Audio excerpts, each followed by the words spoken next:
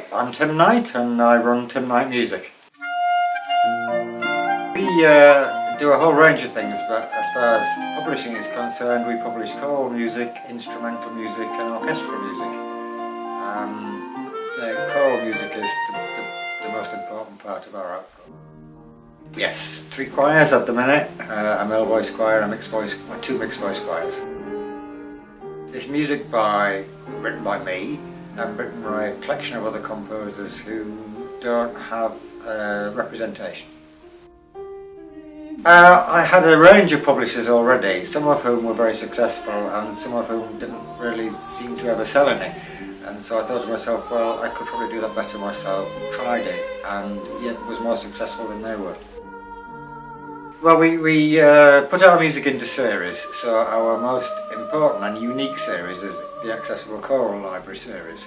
And it's a set of pieces that are sacred, secular, folk, traditional, written by a collection of composers, but with the emphasis on the smaller choir. I think a long time ago I realised that there were going to be choirs that were short of men, or that were short of one part or another. So the series covers unison up to 3 parts. And it's music that's written for unison up to 3 parts. It's not music that was once 4 parts that has been hacked about and made into 3 or 2 parts. The piano parts have to be accessible to the average pianist, and the voice ranges for the average voice.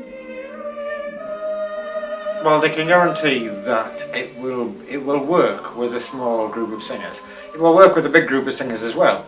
It will guarantee that whoever, if it's just, for instance, if it's a piece of church music, lots and lots of church choirs now down to just a few singers. So do you give them nothing to sing, or do you give them something to sing? Is the organist likely to be somebody who was once just a pianist who just ended up on the organ? So if that's the case, they know that it will be well written. It will be within the scope of a choir of moderate ability. It will be within the scope of a keyboard player. Some of them obviously are unaccompanied anyway, but if it does have an accompaniment, it will be within the scope of an ordinary, average keyboard player. They will not need to be, it's at a grade 5 standard, and they will be able to play it. If it's the voice ranges will have been taken care that they're not going to go to the extremes of voice ranges. So if you're a soprano, no, it's not going to take you into the stratosphere, and if you're a bass, it's not going to take you into the depths. And that's because we've used all these pieces, we've tested them all out first to make sure they work. And so if you're a church choir, there is material for you. If you're a concert choir, or if you're a community choir, the sea shanties that are included in the series are very popular because they can be used with any set of 3 voices. So it's about making it accessible, hence the name. Somebody in America said that my music succeeded because it was the 3 A's. It was affordable, appealing and accessible. And if it's that, then it's fine. I suppose it's probably an arrangement of Shenandoah, which was written for bass solo and choir and piano, which we took on tour to America in 2003, which just became an amazing hit, even though there are hundreds of arrangements of that folk tune.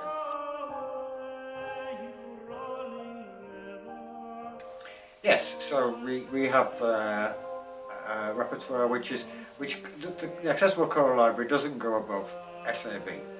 So then for SATB or SSAA, TTB, whatever, we have yet more repertoire, which again is an amazing amount of traditional songs, which at one time everybody knew.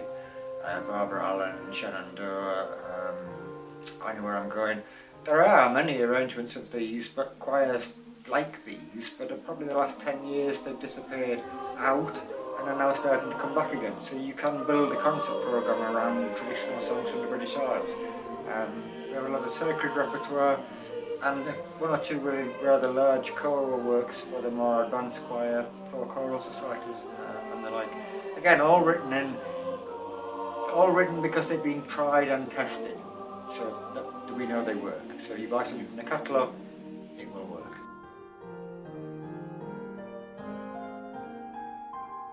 Well, no amount of good music will save a bad text, that's the first thing. So the texts have to have been carefully selected. And we're not looking for texts that have been set 50 times before. We're looking for a piece that says something to the choir. Because if it says something to the choir, it will say something to the audience. We're not looking for gimmicks that have a limited appeal. We're looking for good, wholesome music, which in some composers' cases is really quite original. And in other composers' cases, it's not original, but just is well written.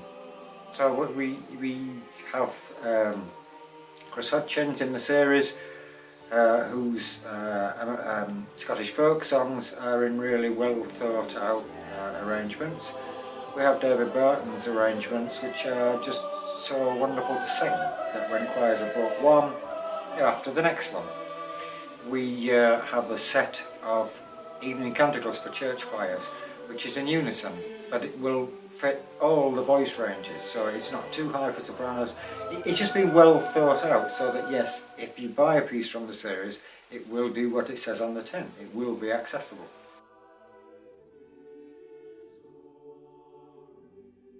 This has made me more well known for the books than for the music. But yeah, my other half would say it's just common sense. But actually, the latest book was about concerts, just specifically about concerts. And the fact that it is disheartening to spend 12 weeks rehearsing and then going out and finding you've got an audience of 10 or 15 people. And it's primarily because choirs don't put as much effort into that side of their activities as they should.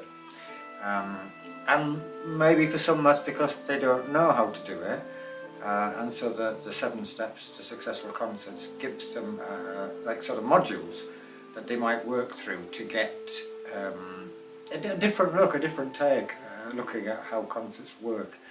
The 365 tips to a more successful choir covers everything. Covers everything from recruitment, which is a big issue, to why the choice of music that you put in concerts will determine whether people will actually come or not, whether you will keep your singers because of the choice of music that you pick. It includes bits about funding, sponsorship, touring. It's basically everything to do with choirs that isn't music, but without which you really do, to an extent, waste your time preparing the music, because you're not going to get an audience, or you're not going to keep your members, or you're not going to be able to recruit. And they've both been incredibly successful, and they will be followed up with another book which will be about the business of conducting.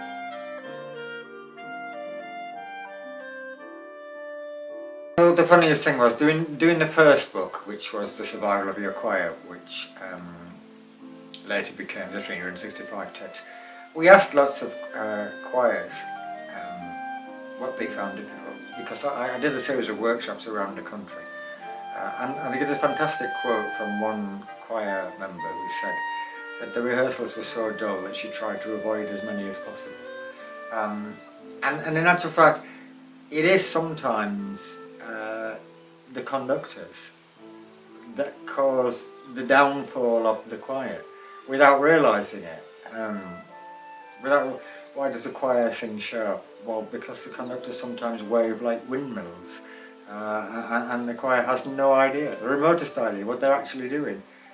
So some problems with choirs are caused by, unintentionally, by the conductor not really knowing what they were doing. So that's why another book. But I think I did a workshop for a choir in Cumbria a few years ago, and arriving at the workshop, there was, on a tree outside, there was a handwritten concert poster for their forthcoming concert, and they were saying that they weren't really selling many tickets for it. And you're thinking, well, a handwritten concert poster, you know, and the rain had been up this poster, so it was all smudged in the first place. And you're thinking, you know, it's just, in this day and age, colour printing for posters is reasonably cheap. We don't live with the bobby on the bicycle anymore, and yet choirs do, lots of choirs still do think that they can, just put a few posters around in the place and hordes of people will come. But it isn't like that. It is. You have to sit down and think it out and work it out properly.